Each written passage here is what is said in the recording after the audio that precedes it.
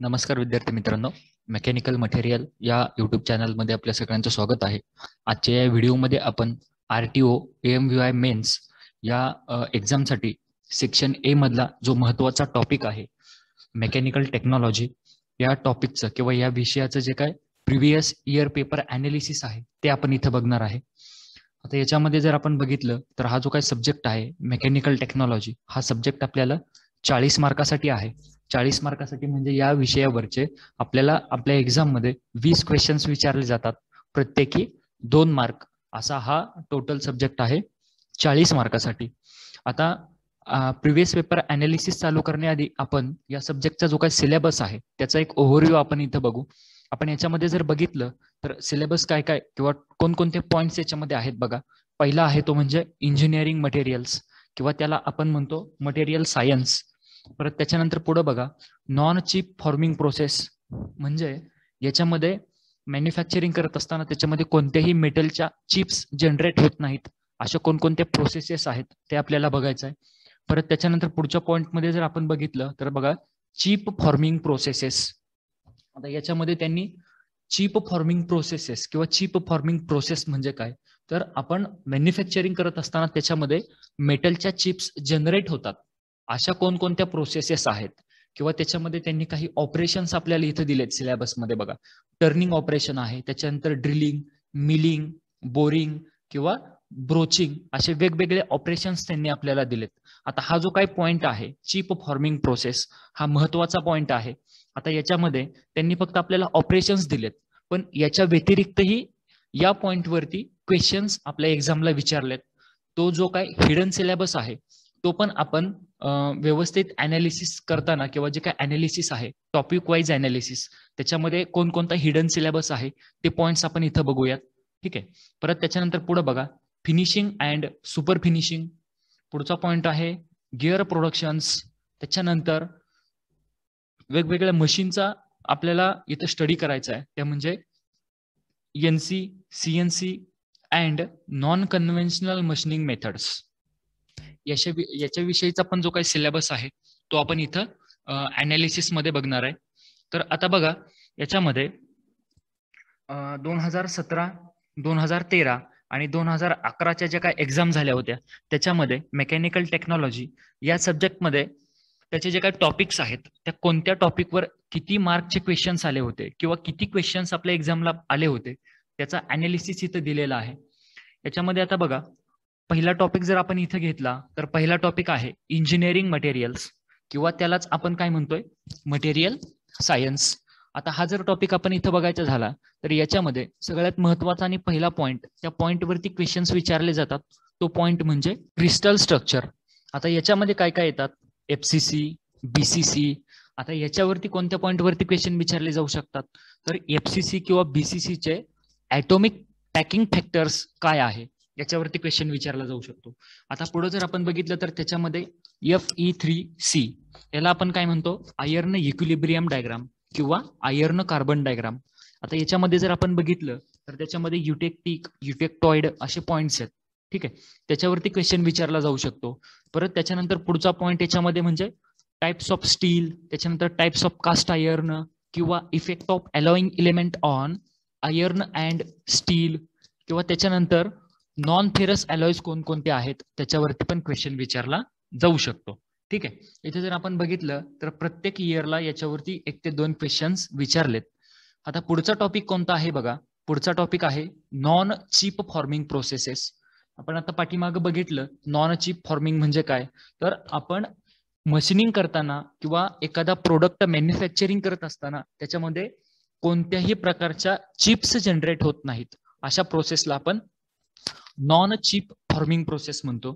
आपण याच्यामध्ये जर बघितलं तर त्या प्रोसेस कशा ऑपरेट होऊ शकतात किंवा त्याला कंडिशन्स कोणकोणत्या आहेत तर त्याच्यामध्ये पहिली येते ती म्हणजे हॉट वर्किंग प्रोसेस किंवा त्याच्यानंतर दुसरी प्रोसेस आहे ती म्हणजे कोल्ड वर्किंग प्रोसेस.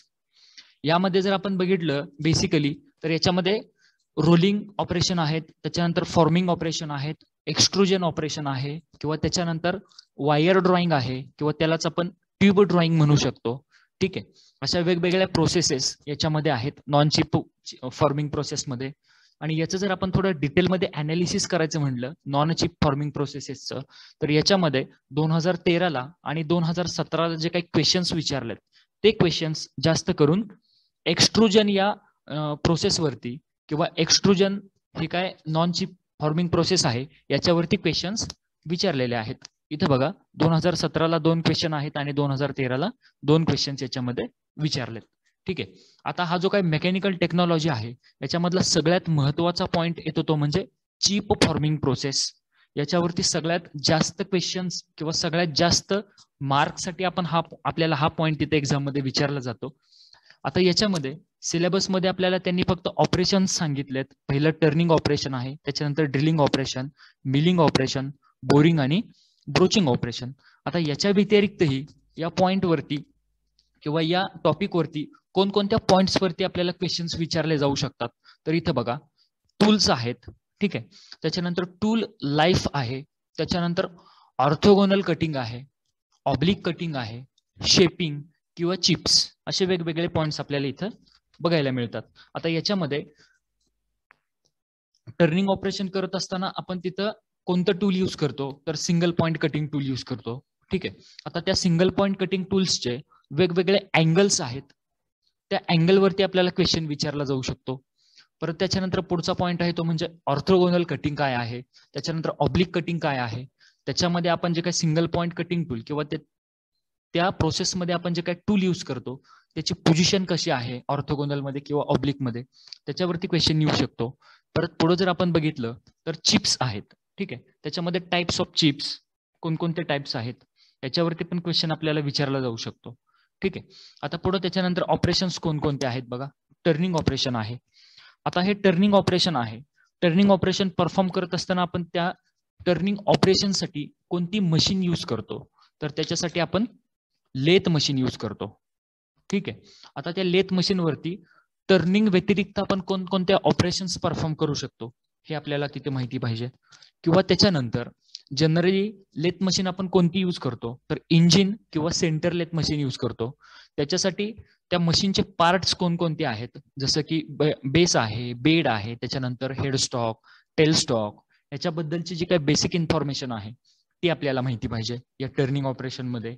ठीक आहे. आता याच्यामध्ये वेगवेगळे टर्निंग ऑपरेशन्स आहेत, जसं की सिंपल टर्निंग आहे, त्याच्यानंतर स्टेप टर्निंग आहे, टेपर टर्निंग आहे. हे ऑपरेशन्स आपल्याला माहिती पाहिजेत. त्याच्यानंतर टेपर टर्निंग मध्ये आपल्याला तिथे कॅल्क्युलेशन्स आहेत, वेगवेगळे फॉर्म्युलेज आहेत. टेपर टर्निंग मध्ये आपण अँगल कॅल्क्युलेट करायसाठी तिथे एक फॉर्म्युला आहे, तो फॉर्म्युला आपल्याला तिथं माहिती पाहिजे. ठीक आहे. आपण जर इथं बघितलं तर 2013ला टर्निंग वरती स्पेशली 3 क्वेश्चन्स विचारलेत, म्हणजे जवळजवळ 6 मार्कचे. त्याच्यानंतर आपण आधीचा जो काही पार्ट बघितला हिडन, जो काही सिलेबस आहे त्याच्यावरती पण बघा जवळजवळ 3 ते 5 क्वेश्चन पर इयर त्याच्यावरती क्वेश्चन्स विचारलेत. ठीक आहे. आता पुढचं ऑपरेशन आहे ते म्हणजे ड्रिलिंग ऑपरेशन. आता या ड्रिलिंग मध्ये बघा आपल्याला याच्यामध्ये ड्रिलिंग म्हणजे काय आहे हेच पहिल्यांदा माहिती पाहिजे. त्याच्यानंतर ड्रिल बीट, ठीक आहे, त्याचं मटेरियल कोणतं आहे, किंवा ड्रिल बीट हे सिंगल पॉइंट कटिंग टूल आहे का मल्टी पॉइंट कटिंग टूल आहे हे आपल्याला माहिती पाहिजे. ठीक आहे. आता इथे जर बघितलं तर 2011ला याच्यावरती क्वेश्चन्स विचारलेत. त्याच्यानंतर पुढचा पॉइंट आहे तो म्हणजे किंवा पुढचं ऑपरेशन आहे मिलिंग ऑपरेशन. आता याच्यामध्ये मिलिंगचे टाइप्स कोणकोणते आहेत किंवा फेस मिलिंग आपण कशाला म्हणतो, किंवा त्याच्यानंतर त्याच्यातला एक महत्वाचा पॉइंट तो म्हणजे अप मिलिंग कशाला म्हणायचं, किंवा त्याच्यानंतर डाऊन मिलिंग हा कन्सेप्ट काय आहे त्याच्याबद्दलची इन्फॉर्मेशन. त्याच्यानंतर अप मिलिंग आणि डाऊन मिलिंग याच्यामधला डिफरन्स आपल्याला माहिती पाहिजे. ठीक आहे. परत त्याच्यानंतर बोरिंग ऑपरेशन काय आहे, कशासाठी यूज करतो आपण. परत त्याच्यामध्येच अजून एक ऑपरेशन आहे ते म्हणजे रेमिंग ऑपरेशन आणि ब्रोचिंग ऑपरेशन. हे ऑपरेशन्स काय आहेत किंवा आपण ते ऑपरेशन्स कशासाठी तिथं यूज करतो हे आपल्याला तिथं सगळी इन्फॉर्मेशन याबद्दलची माहिती पाहिजे. आता पुढचा जर टॉपिक आपण बघितला तर तो आहे फिनिशिंग अँड सुपर फिनिशिंग. आता याच्यामध्ये पहिल्यांदा आपल्याला फिनिशिंग प्रोसेस काय आहे किंवा त्याच्यामध्ये कोणकोणते पॉइंट्स येतात, जसं की ग्राइंडिंग आहे. ठीक आहे.